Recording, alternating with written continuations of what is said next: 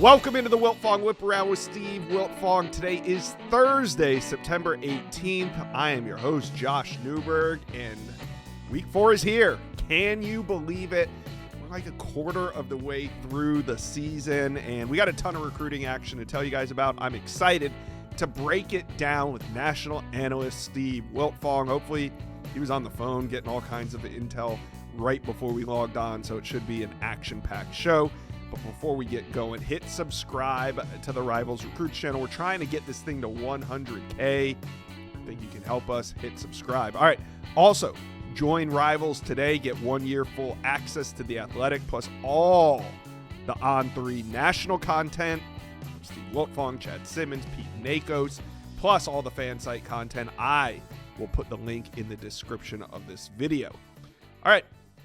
It's time to bring in Steve, and let's start at Miami. Number 4 ranked Miami is going to host the rival Florida Gators. We expect a massive turnout. Steve, if you had just one name, who's the headliner of the weekend? I think it starts with 5-star edge rusher Anthony Tank Jones, who's back for his second Miami game of the year. Oregon commit, was back in Eugene a couple weeks ago. Now coming to Miami this weekend. He's at Texas A&M next weekend for the Auburn game. So his pledge to the Ducks will continue to be tested. And obviously Miami is a program that remains on his mind. Family loves Jason Taylor and this coaching staff, the way they're playing, the trajectory of the program. So Anthony Tank Jones is one of many big-time visitors expected over 3 recruiting classes. Miami's hosting elite players in 2026, including number 1 ranked Rivals prospect Jackson Cantwell, the jewel of their recruiting class.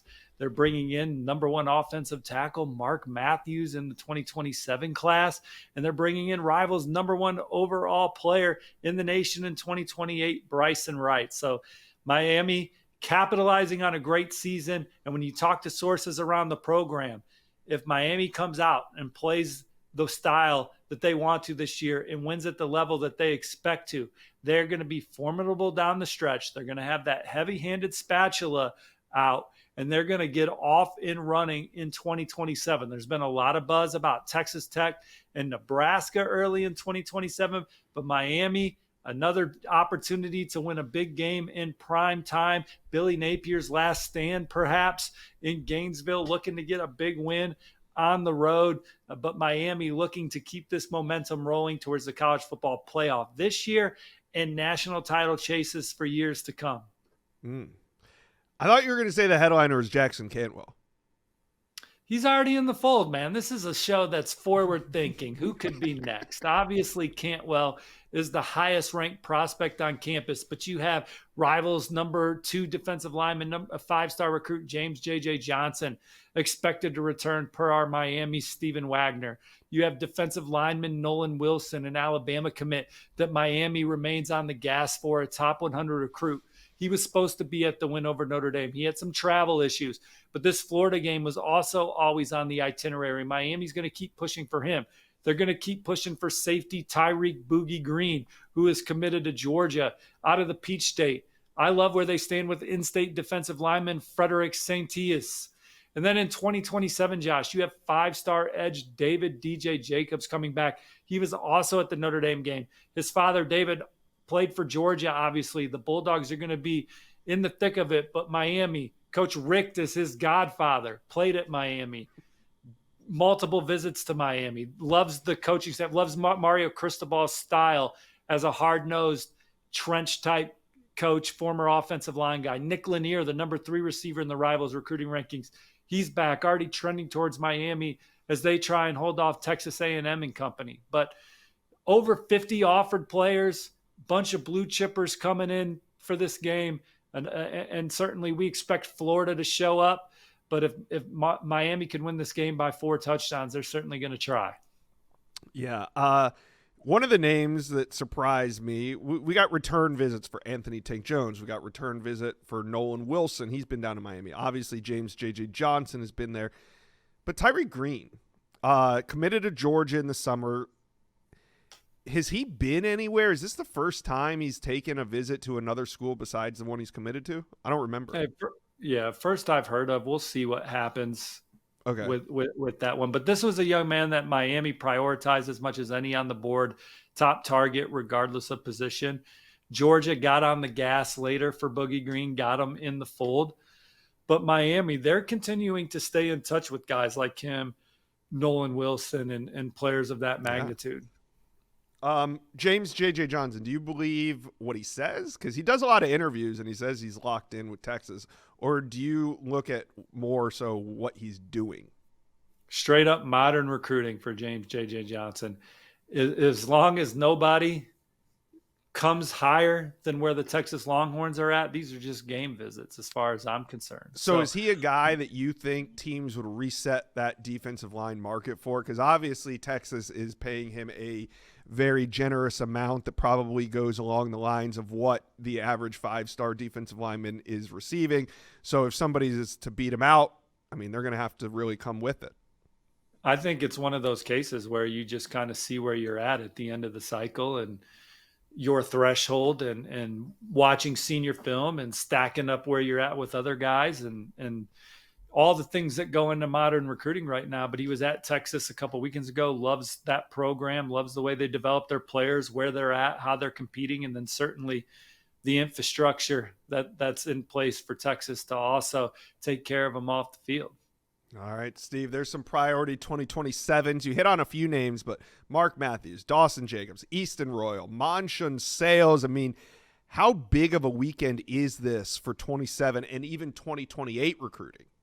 Well, we say it all the time. Recruiting's a game of inches. You don't know where you're going to start racking them up. But for Miami to play Florida in what's going to be an awesome atmosphere, the Miami fans are coming out of the woodwork with their passion. They kind of resemble Raiders fans, with the exception of they lack the consistency of Raiders fans. When the Raiders are not good, they still take over the Indianapolis Colts Stadium. The Miami fans bring that energy when the team's winning, and they're doing that right now. So it's going to be an awesome atmosphere for these recruits as they try and bring back this program. So many terrific wide receivers expected. You said Monshun Sales. He's from Indianapolis, where I live. But Julius Jones, Quentin Burrell, Dakota Garant, Jaden Upshaw, some of the guys that are expected this weekend, 5-star Easton Royal, Ohio State receiver commit Jameer Brown, our number 1 ranked receiver. I've seen him on some lists. We'll see if he makes it down there. Obviously, there's going to be some fantastic running backs, 2 from Mississippi, Tyson Robinson and Ty Keys. Myson Johnson Cook out of St. Louis area going to be there. One of the most coveted offensive linemen in the land, Joshua Sam Appel from the Peach State. Miami loves these linebackers visiting this weekend. Jalathan Mayfield, Micah Allen from New Jersey, Quentin Cypher, Roman Igwebuike from Chicago, Trip Keller they've offered. And then Kenton Dobson's an interesting visitor this weekend too, Josh. Committed to Miami. He's our number 3 ranked corner in the country in 2027. He's going to reclassify. North Carolina has some momentum. He was in Chapel Hill last weekend. I think full sources around Miami did not feel good about him sticking a couple weeks ago. I think now that's been upgraded to who knows, which is a good thing if you're Miami, and then getting them back on campus this weekend to be in this atmosphere and be around so many potential future teammates is something that could be exciting.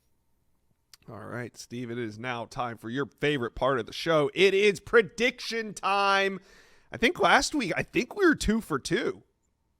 Yeah, Hurricanes are going to roll in this game unless Florida commits to running the football. And even so, they still may not win the game, but that's their best chance when your quarterback's dropping back close to 50 times and throwing 5 interceptions. That is not a good thing. That game was there for the taking in Death Valley for Florida. So Florida is really struggling, but they have talent. They have some good players. So we'll see what Gators team shows up against the Miami team that is looking to really get on a roll as this season heats up. And a rivalry opponent like Florida, it doesn't matter to Mario Cristobal if they're 0-4 or 4-0.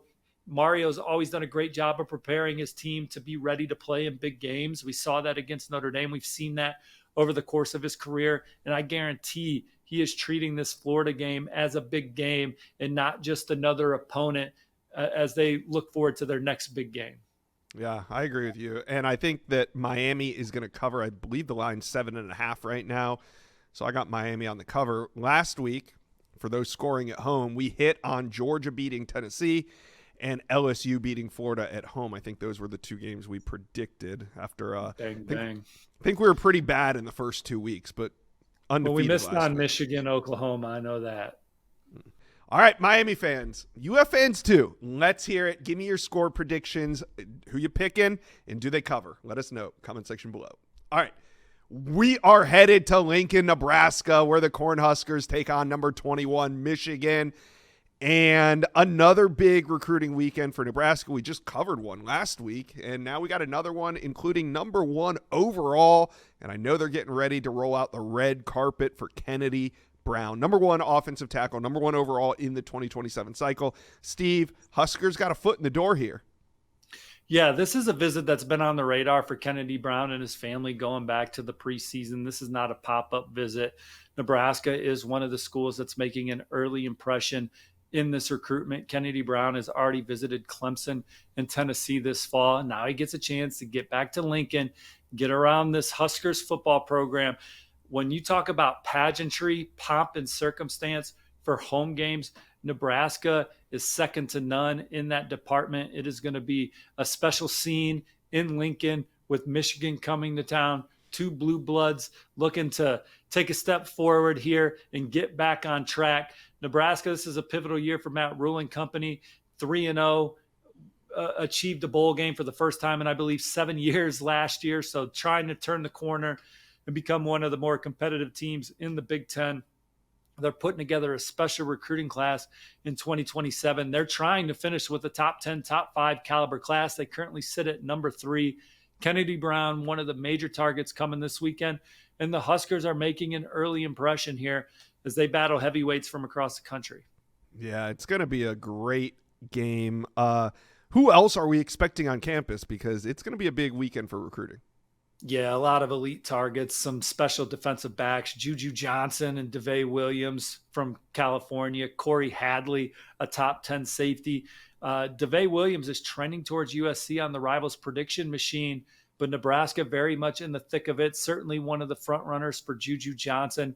They have the number 4 receiver in the country, Matthew Gregory, coming to campus from Pennsylvania as they try and make a move on Penn State. Isaiah Rodgers is the number 8 running back in the country. Nebraska is definitely one of his favorites coming into the weekend. Jamar Thompson, the number 7 defensive line recruit from the Sunshine State, another headliner this weekend. And they're off and running in 2028. Marcus Fakatu, our number 1 ranked defensive lineman, number 4 player overall. He visited in the summer. He's now back this weekend. Nebraska's blowing away these recruits with their relationships that they have with the staff, the facilities. These recruits say it's second to none. And now they're going to get a chance to see a game atmosphere that's going to be pretty unrivaled from an experience standpoint. So if Matt Rule in Nebraska can start winning these big football games because they have the infrastructure, they have the financial support to really be a heavyweight in the NIL arena, they just got to win big games and start getting more players drafted. They do that. Nebraska does have the goods to return to a Big Ten contender, which then makes you one of the heavyweights in college football again. All right, Steve, you want to make a prediction on this one? Who you taking, Michigan or Nebraska? I'll go with Nebraska at home. I think that the Huskers are starting to hit their stride this season, have played better each week. Now, if Michigan continues to open up that playbook for Bryce Underwood, we know that they're going to be a smash mouth team defensively that can make things happen on that side of the ball. We know they got some game breakers in the backfield, but I got some question marks for Michigan's wide receiver room. And so with that, I like where Nebraska stands going into the ball game. Yeah, I really like what I've seen from Bryce Underwood. Not yet. Not on the road. Not at Nebraska. I mean, I think he's great. He's going to be great. But I think Nebraska edges out Michigan at home. I'm calling it like a 2 or 3 point game. It's going to be great. Can't wait to see it. All right. What's up next? We are headed to Austin. We're going to talk a little Texas Longhorn recruiting as Texas is playing Sam Houston this weekend, but they're also playing a little defense on the recruiting trail. I thought this was significant, Steve. Running back Derek Cooper is back on campus. It's his official visit weekend, which I think is a direct response to Miami being able to get him on campus multiple times in the last 6 to 8 weeks. Derek Cooper going to not be in South Florida for that Miami-Florida Gator game. Instead, he will be in Austin to watch them play Sam Houston State. Little defense here?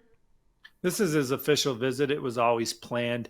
I think Texas is going to be tough to beat for Derek Cooper, what they offer on the field with the way they showcase the running backs in the offense, the way that they've recently developed that position. And then again, modern recruiting, the support that Derek Cooper would have off the field with NIL and all that entails. I think Texas has put themselves in fantastic position to keep him in the fold. Obviously, dialogue continues with some other programs. Florida State is one that I'm actually really watching with Derek Cooper. I think that they're someone that if they continue to have a great season and show Derek Cooper where they're at on the field, I do think that they have the infrastructure to make a run at Derek Cooper at the end of the cycle. And I think that's one school that he's being patient with. But in the meantime, a lot of love for Texas, what they've done on the field, how they support their student athletes. They're in a great spot coming into this official where he'll get a chance to get back around Coach Sarkisian and the staff. He's obviously very comfortable in Austin and loves the program and his potential in it. All right, Derek Cooper's not the only Texas commit that's been looking around. So is defensive lineman Corey Wells. It seemed like last weekend he might flip to Auburn after that visit, but things have kind of quieted down, and now he's expected back at Texas. Yeah, I do think that's one that was slipping away from Texas. You know, obviously I felt good about Derek Cooper and James J.J. Johnson and Texas's position there to keep those blue chippers in the fold. This one, in my opinion, the momentum has shifted to Auburn, even though he is committed to the Longhorns. So obviously it's big for Texas to get him back on campus, have some conversations about what that looks like in the future and why maybe you're how we stack up with Auburn in this modern recruiting era and dotting some I's and crossing some T's and keeping him in the fold. Yeah. All right. Then the headliner of the weekend, number one quarterback, Kavian Bryant in the 2027 cycle, is going to be on campus. And this is significant because Texas is battling Texas Tech, Florida State, among others. This weekend, he's back in Austin, and we don't know exactly when he's going to decide, but I mean, we could perceivably be like 6 to 8 weeks out from a decision from this number one quarterback. Let's talk game time. All of a sudden, the college and NFL seasons are upon us. But guess what? We need our tickets, and getting deals on last-minute tickets can be frustrating when all you want is to be there for the moment your team runs out onto the field. Well, thankfully, the Game Time app gives the advantage back to the fan. It's the hack for unlocking amazing ticket experiences, and it only takes a few simple clicks. The app is easy to use, and the Game Time guarantee means you can trust that you'll get 100% authentic tickets on time and at the best price. Plus, fees are always included. So what you see is what you pay. That's why I use the Game Time app. It's super simple, and the experience of buying great seats a breeze.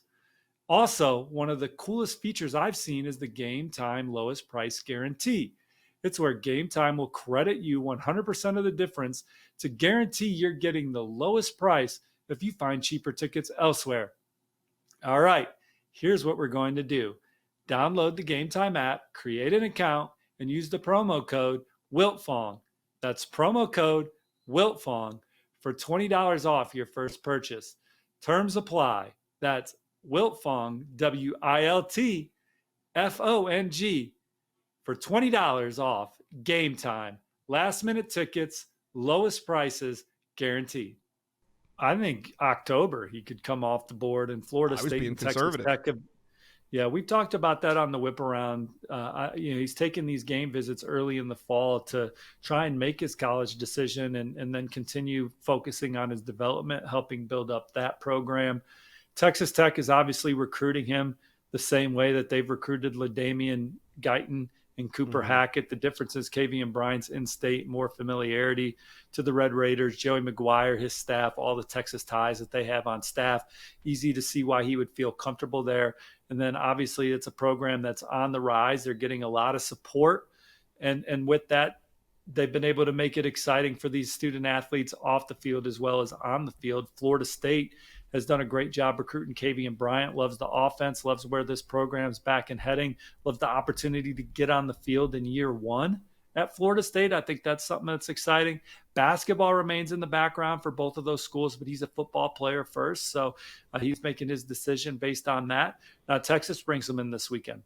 Tennessee, we've seen them land George McIntyre, then turn around and land Faison Brandon. So there is some schools that have proven that they can land back-to-back elite recruit caliber guy on the trail. Texas, can they do it after getting Dia Bell? I have them trailing Texas Tech and Florida State coming into the weekend based on what I know about the recruitment. But with that being said, there's been a lot of love for Texas here. All things even, I think the Longhorns would have as good a chance as anybody, but we'll see what the optics of this is with Texas already landing Dia Bell last year, modern recruiting, and who's willing to do more at that position based on what they've recruited in previous cycles and things of that nature. All right, Texas fans, talk to us. How are you guys feeling about Kavian Bryant? Are the Horns going to win out? Who is your top quarterback target if it's not Kavian Bryant? Let us know, comment section below. All right, we are heading out to California, talk a little USC recruiting, because the Trojans, their rivals' #1 class in America when it comes to the 2026 cycle. And this weekend, Michigan State comes to town. Now, we know elite commits like Mark Bowman and Elbert Hill are going to be on campus, but Steve, who else are we tracking for USC when it comes to this visit weekend? Yeah, a lot of USC's commits from the #1 ranked class will be back on campus, and a couple 2026 targets. We said back in the summer after USC landed Brett Koleje that they would look for a couple senior risers to add to this class. USC, foundationally, they want to be a program that builds it up from the high school recruiting and then supplements it with great transfer portal additions. Obviously, they've been able to take advantage of a great year in California, but they've recruited nationally. They got a guy from Ohio, Saif Asaki, visiting this weekend. He's an edge rusher. He's 6'7", over 200 pounds, has tremendous upside, also plays basketball, could be an explosive pass rusher on the next level. Vanderbilt, Wake Forest, some of the academic schools have also recently offered. You got to think USC, with a great visit this weekend, would have a great shot to land this intriguing Midwest prospect. And then they've also offered defensive playmaker Antoine Baker, who does things in all three facets on the field for LBJ High School in Austin, Texas. USC offered him last week, and he's very excited to quickly get out to USC's campus. So these are really good football players, high upside prospects with the traits they bring that USC is looking to add to a class that's already very talented. USC also building up this 2027 class. Steve, who's going to be on campus this weekend?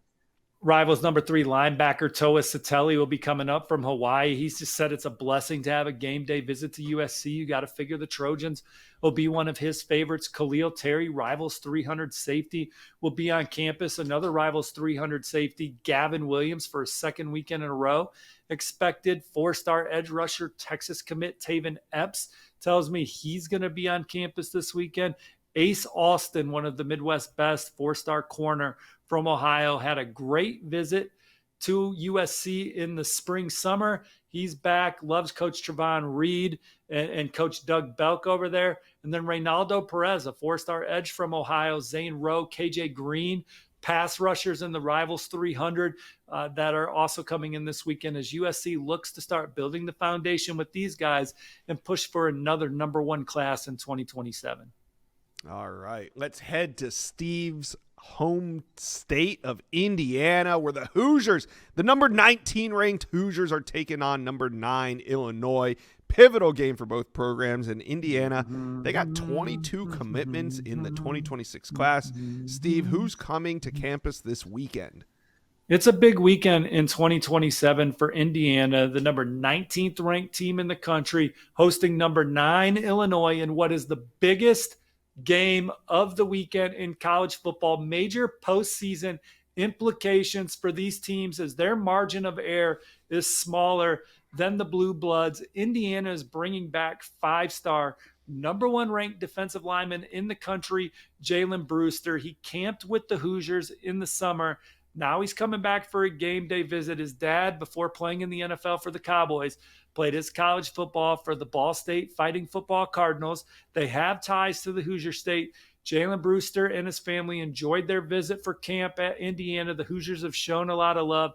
So he's going to come back this weekend and check out IU. Some major in-state targets, some guys that are among the best in the Midwest. Brandon Sharp, a receiver from Brownsburg. Indiana was his first Big Ten offer. He's having a terrific junior season. The Hoosiers are one of his front runners. Four-star safety Caleb Elkins from Warren Central says he'll be on campus. He's got some family ties to IU. Mason McDermott is an exciting high upside offensive line recruit that the Hoosiers are on heavy. Franklin Central four-star edge Jace Brewer. He's always included Indiana in his front runners with the likes of Notre Dame and Tennessee. New Palestine High tight end Mason Oglesby. IU's been on the gas with him as well. A couple four-star Midwest offensive linemen, Khalil Johnson from Ohio, Dewey Young from Michigan. Dewey Young coming back to Indiana. These are guys that Indiana is near the top of the list for. A lot of these guys, Indiana would have had no shot for 2-3 years ago, but they made the college football playoff this past year. They're off and running this year. They get a big game at night in Bloomington against Illinois, and the Hoosiers have a chance to really take advantage, get a big win against a top 10 football team, and continue building a foundation with these coveted recruits as the likes of Ohio State and Notre Dame and other programs try and come into the Hoosier State and pull these guys away. Kurt Cignetti and company with the chance to continue to show these guys why they should stay home and help continuing build a program that in Coach Cignetti's mind has a chance to make the college football playoff year in and year out. I got the Hoosiers this weekend, Josh, in prime time. Who do you like, Indiana or Illinois? I haven't really watched too much of the Hoosiers. Okay, I haven't watched them at all this season, but that being said, I love watching Luke Altmaier. I'm taking Illinois only because of my ignorance with Indiana. They're probably going to prove me wrong, though, this weekend, Steve. All right, let's go talk a little Utah Utes. As Utah is hosting Texas Tech. This is number 16 versus number 17, and it's a big noon kickoff that could very well decide the Big 12. So, Steve, it is a big recruiting weekend for the Utes. Who's expected to be on campus? Big 10 a.m. kickoff local time for the Utah Utes. How do you feel about that? Texas. I love a good early kickoff time. Really? It allows you to just have your day. You can watch your favorite team play, and then you can go about your business. You can watch more college football if you want. You can run errands if you want. You can go out to dinner with your family, have some people over, have a couple bourbons, and still get to bed at a reasonable hour. Utah fans, your game is going to be over by 1 p.m. on Saturday, man. You could go out and celebrate a win. You can take a still nap. Get your stuff done. Take your wife out to dinner, man. That is my dream kickoff time for my favorite football teams. When the Colts play in Europe this year, 9:30 a.m. kick or whatever it's going to be fantastic at the Wiltfong house, man. We'll have the griddle out. We'll have the pancakes going, ready to enjoy some morning football. There's a lot of recruits ready to enjoy this football game out at Utah this weekend. We'll have more coverage on Rivals here, but there's a lot of flip targets coming to Utah this weekend in 2026.